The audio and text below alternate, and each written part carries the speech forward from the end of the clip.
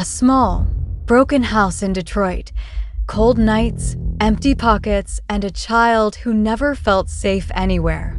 Before the fame, before the millions, before the world knew his name, there was just Marshall Mathers, a boy surrounded by chaos, raised in poverty, constantly moving, constantly running, constantly trying to survive.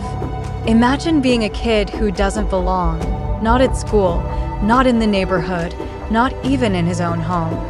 He was bullied, beaten, and humiliated, sometimes so badly that he would come home bleeding, carrying not just physical scars, but emotional wounds that would never fully heal. But what made it worse was silence, no one stepping in, no one protecting him. And slowly, all that pain began to turn into something dangerous, something powerful. Words. Aggressive, raw, unstoppable words.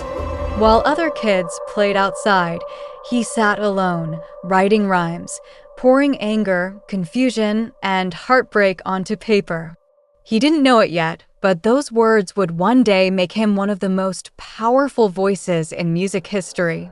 But at that moment, he was just a poor kid with a broken life and a dream no one believed in. And then came the biggest challenge of all. He chose hip-hop.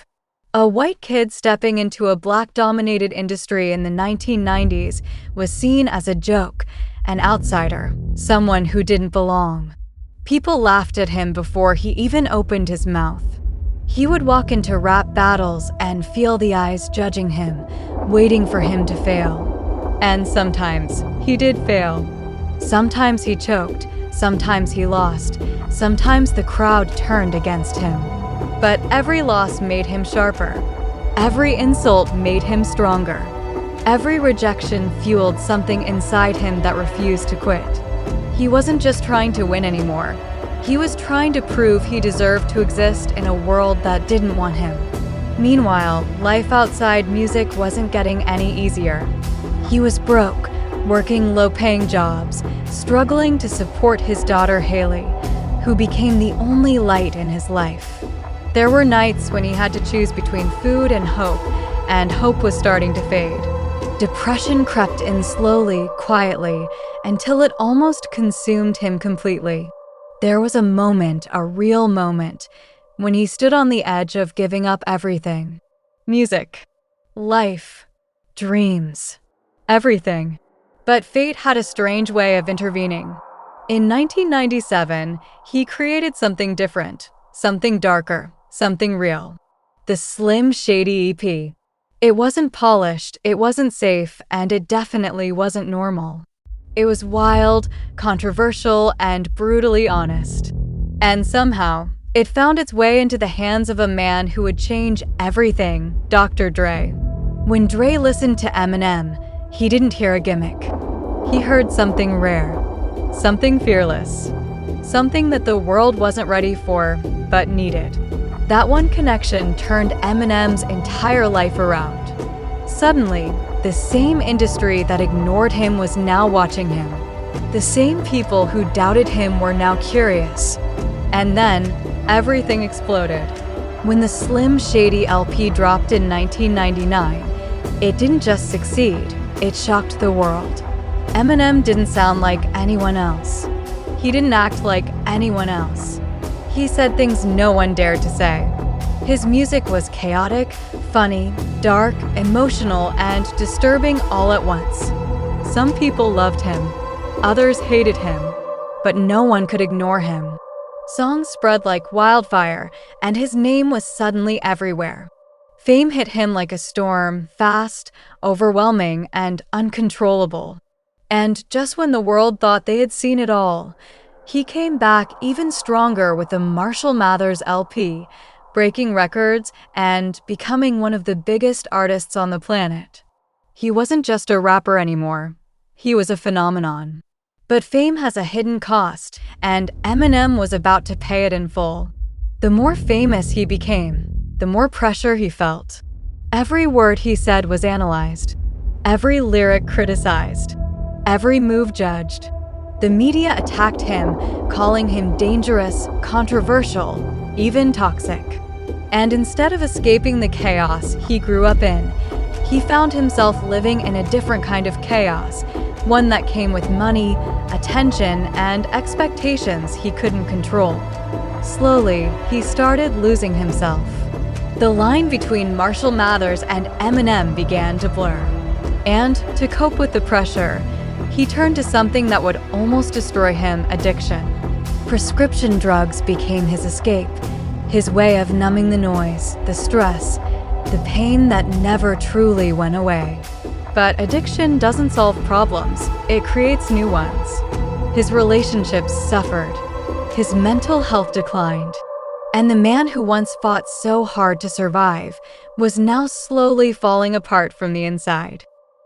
The breaking point came in 2007. After years of struggling, Eminem overdosed. It wasn't just a scare, it was a near-death moment.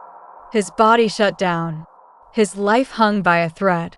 And in that moment, everything he had built, everything he had fought for, almost disappeared forever.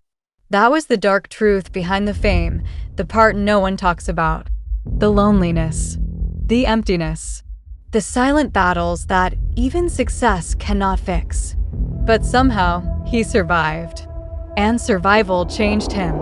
Coming back wasn't easy. Recovery meant facing everything he had been running from: his past, his pain, his mistakes. But this time, he wasn't the same angry kid trying to prove himself. He was a man who had seen death and decided to live differently. When he returned with relapse and later recovery, his music carried a new weight. It wasn't just about shock value anymore. It was about honesty, growth, redemption. Songs like Not Afraid weren't just hits, they were declarations. Proof that even someone who has fallen so far can rise again. And that's what makes Eminem's story different. It's not just about success, it's about survival.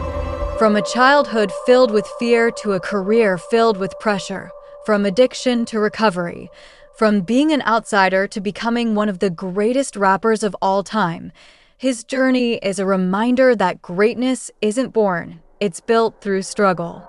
Today, Eminem stands as a legend, not just because of his talent, but because of everything he endured to get there. His words, once written in pain and isolation, now echo across the world, inspiring millions who see themselves in his story. Because at the end of the day, this isn't just a story about fame. It's a story about fighting when everything tells you to quit. It's about turning pain into power. It's about surviving your darkest moments and still finding a way to rise. And that's why the world doesn't just see him as a rapper. They see him as Eminem, the rap god who refused to be broken. Sometimes, when we watch stories like Eminem, we focus only on the success, the fame, the money, the applause. But the real lesson isn't in the spotlight, it's in the struggle behind it. Because the truth is, most people quit long before they ever get close to their dreams. Eminem didn't start as a rap god.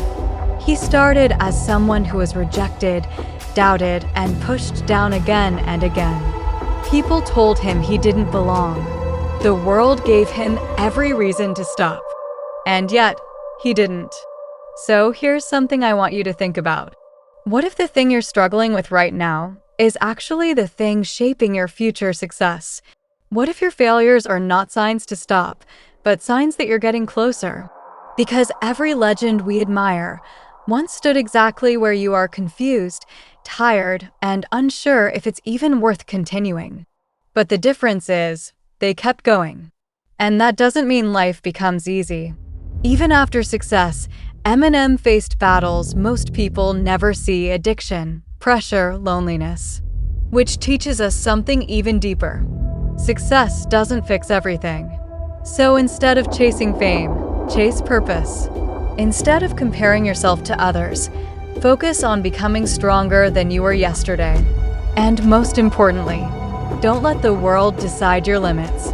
Because if a kid from a broken home in Detroit, with nothing but pain and words, can rise to change the entire music industry, then maybe, just maybe, you're more capable than you think.